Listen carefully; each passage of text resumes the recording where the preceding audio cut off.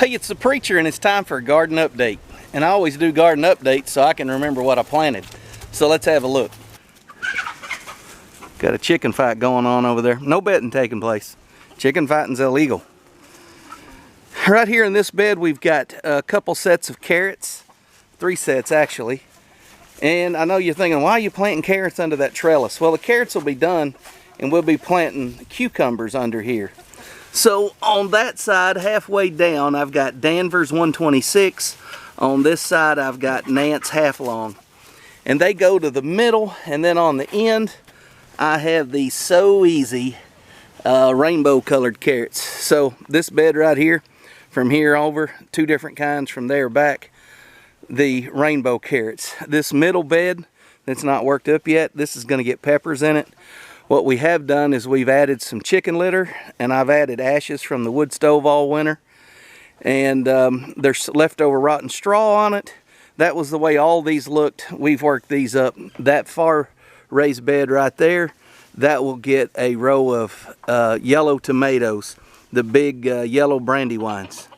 On this end, I have Walla Walla onions, 3 rows all the way down. Of course, over here I have a blueberry bush, some thyme.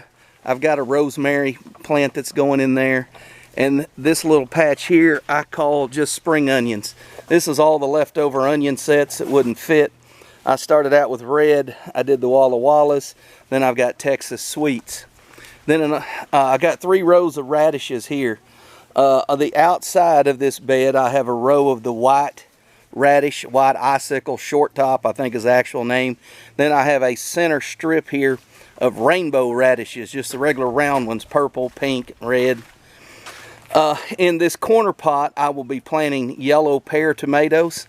I'll let them grow up and fill out the cattle panel fence. And in front of that, I put 5 Walla Walla onions. And we'll see how they grow. If they start looking crowded, we'll pull a couple and eat them. Going down here to the back end of the garden, we planted peas. We have 4 cattle tubs here, mineral lick tubs. In these first 2, I put super sugar snaps. And basically what I did was I planted 6 peas around the outside edge. And whatever comes up, we'll just train them up that fence to grow. And then we did red onions in these tubs. So all of these tubs have about 6 red onions in the front. There again, we can thin them as we go. Then on these 2, I have peas as well, and these are sugar daddies. Same thing, just kind of a half moon of 6 or 8 peas. Whatever comes up, we'll train them to the fence.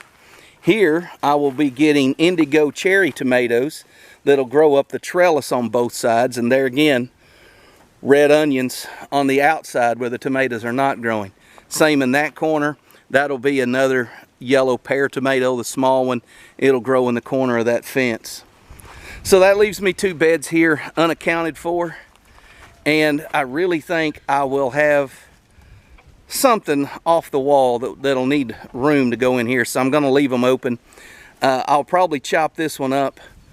And I've got some potatoes in there, some seed potatoes. I may plant them in one of these just to do it. But anyways, that's pretty much it.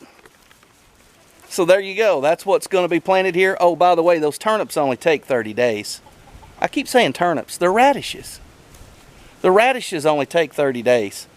And so when the radishes are done, I've got 2 or 3 Tabasco pepper plants that'll be in there. So basically, this is just a kitchen garden with onions, a few tomatoes, peppers for fresh eating, cucumbers, carrots, that sort of thing.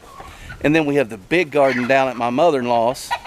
And down there, we'll plant a whole bunch of tomatoes, squash, stuff like that. Stuff we want more of. Let me tell you what I put in this soil. That way, if it works, we know it works great. If it don't, I put about 3 bags of mushroom compost. And then I put 3 or 4 bags, I think it was 4 bags, potting soil. I added those to the tubs. Our tubs wasn't quite full enough last year. So we filled them up. And then we had this old white, I think you can probably see it behind me there. We used to have strawberries in that. And that's the bottom of one of those big square containers, big liquid totes. We grew strawberries in it for a few years. They were about done. It just kind of fizzled. So anyways, we emptied all the dirt out of that, topped these pots off, added potting soil, mushroom compost, chicken litter, and love. That's what the garden grows on. We'll see you guys in the next video. I know it's not a biblical requirement that a pastor have dirty hands, but sure wouldn't hurt if some more preachers got their hands dirty every once in a while. In a good way.